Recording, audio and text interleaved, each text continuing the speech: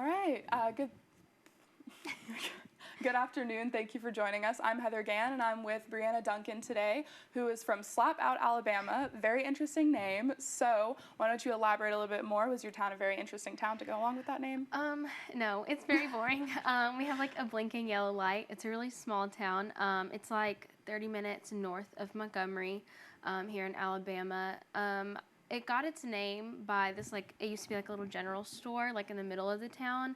And we called it the Boy Store, and the man who owned it and opened it, he would always say, oh, we're slap out of this or slap out of that, and somehow that stuck. So that's what we call it. That's really interesting. So because it is a smaller town, you said it was boring, but are there a lot of like cultural things like that? Because I know usually in Alabama and like smaller, sort of older fashioned towns, there are a lot of cultural landmarks and experiences. So do you guys have anything else like that?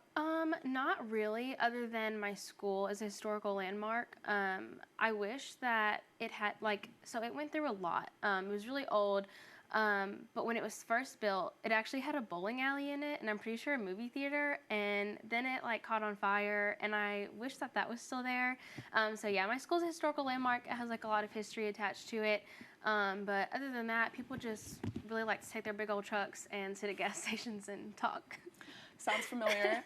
So about how far away is Slap Out from the university? So when I travel home, it's like an hour, 45-minute drive. Okay, so what made you decide to come to a college 2 hours away from your hometown? What made you decide to come here to the University of Alabama? I did not want to come here. I wanted to go to cosmetology school, and then I looked at college. My parents made me go to college. I looked at Huntington and Montgomery, but then kind of the cards just like fell in line to come here, just like scholarship opportunities. I realized that when I wanted to go into news that this would be my best option. Okay, so you talked about how originally you were interested in cosmetology, and then you came here, and now you're interested in news, and I know you're also interested in meteorology. Mm-hmm. So what was like a turning point for you where you really decided that this was what you wanted to do with your life? Yeah, so I've gone through so many different career changes. So I wanted to do cosmetology school, and then when I got here, I wanted to do political reporting, and then I interned in Governor Ivey's office and was on her press team, and that was really cool, but I didn't really see myself doing that forever, and I hate really doing packages and stuff like that, but I loved live shots, and I have always loved science, and so I honestly just DM'd one of my local meteorologists on Twitter, and she was like, come in for a tour, we'll hang out for the day, like whatever, and I really loved it. So.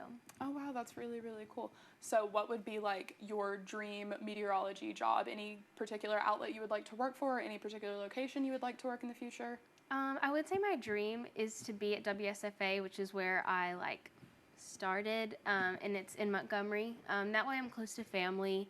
I don't really have like big city dreams or anything like that. I definitely used to, but after now moving to what I would consider a big city, no, I'm just not used to it. So I'd probably go back to Montgomery.